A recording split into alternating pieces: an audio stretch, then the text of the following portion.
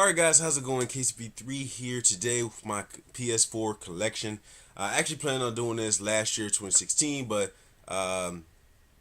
things got in the way. I was working, I simply sort of kind of forgot, and Red Drum actually reminded me to do it. So I promised I was going to do it this week, along with some other videos if I got the time to. I know I've been slacking off, for videos, but I'm trying to get back into it. So let's get back and let me show you the collection. So overall, right now, I think it's like 25 games physically. Digitally is like a whole different story. It's about like 20 games. So I had the PS4 since the summer of 2015, and I had the Batman Arkham Knight bundle. So let's get into it. So I have Naruto Storm 4. It was an alright game so far. One of the main things is the story mode was pretty good.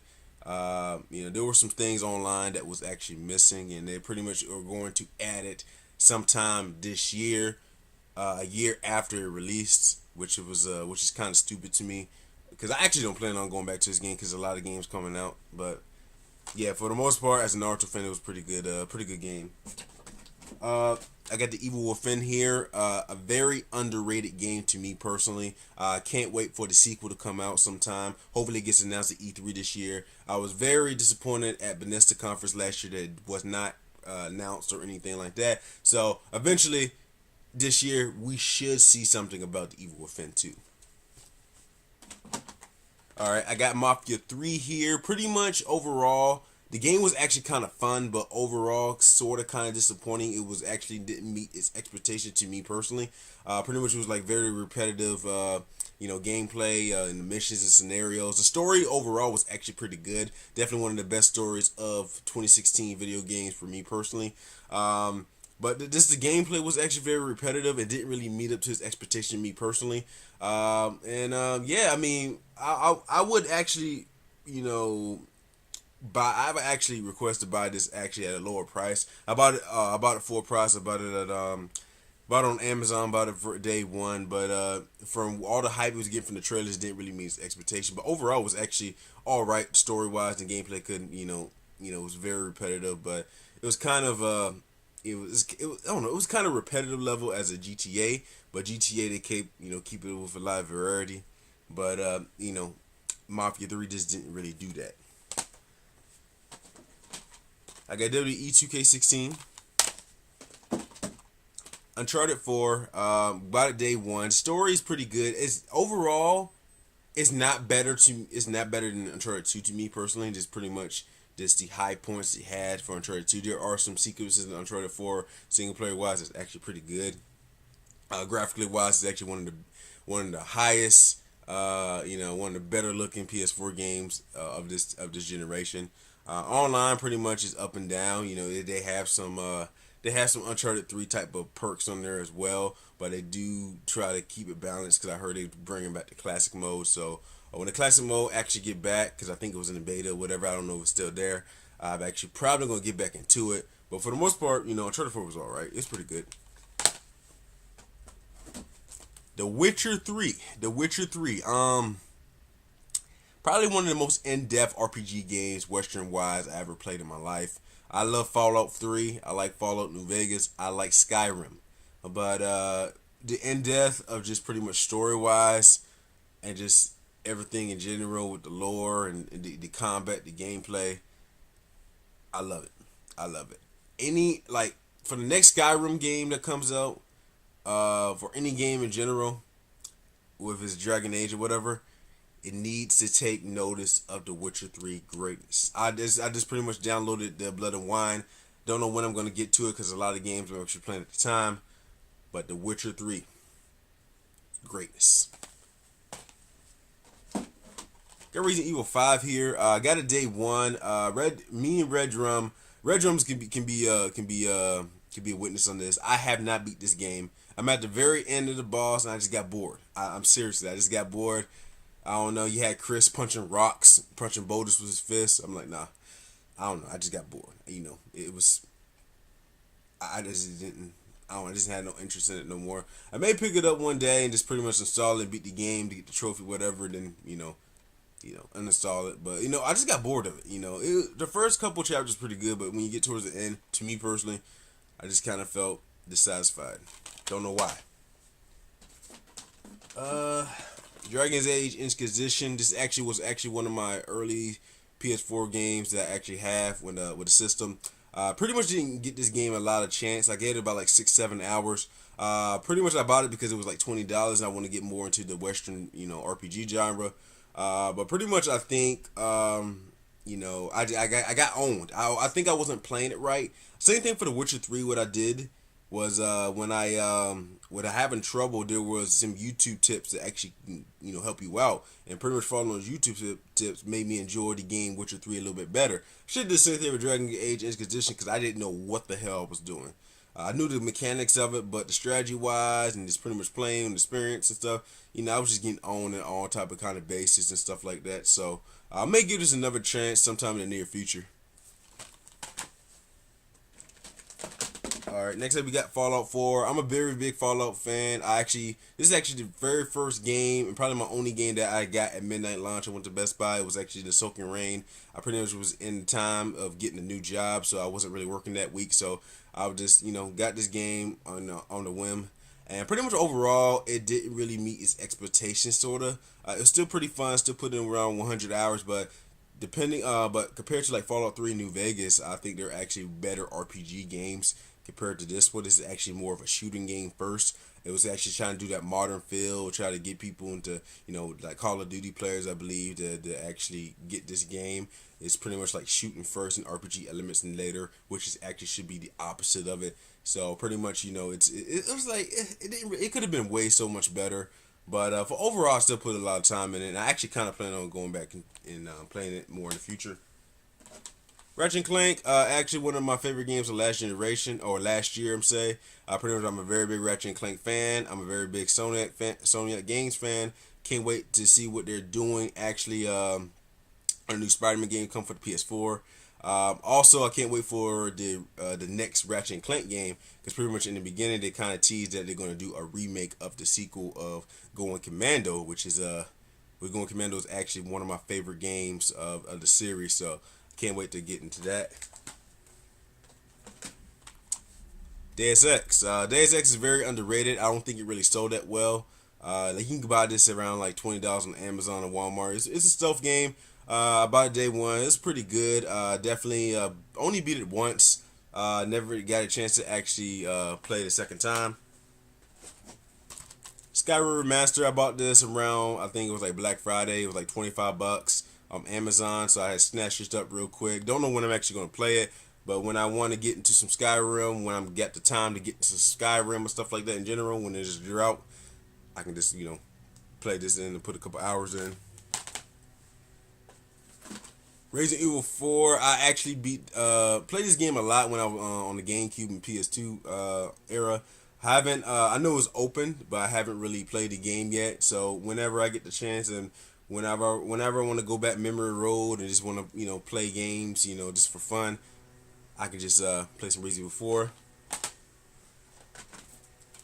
Yeah, Mad Max here. I picked this game up, I think around Black Friday as well. It was $20.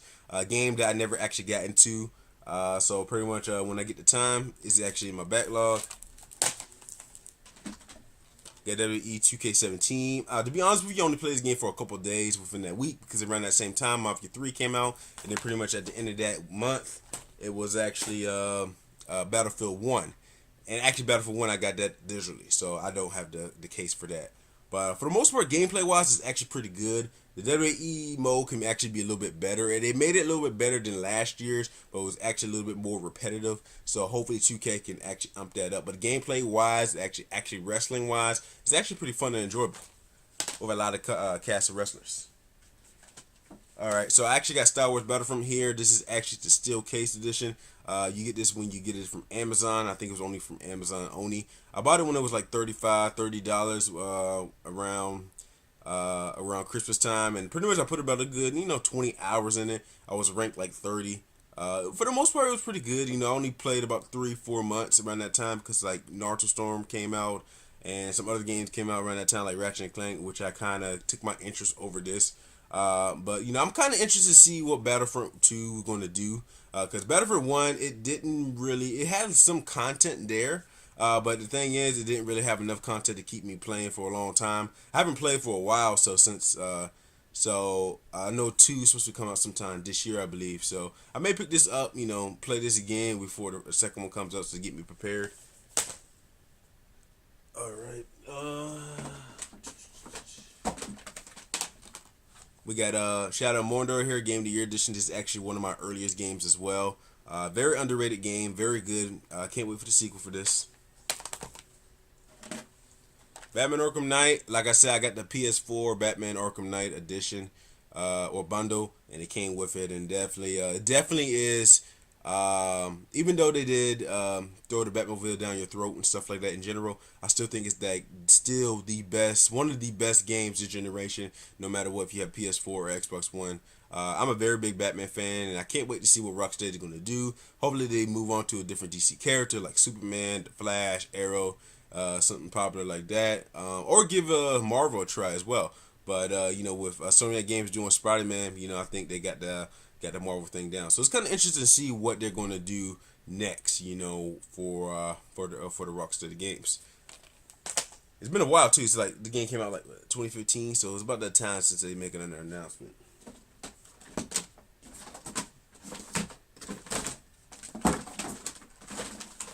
All right, and I got the last couple games here that I have that I'm actually currently playing or plan to play.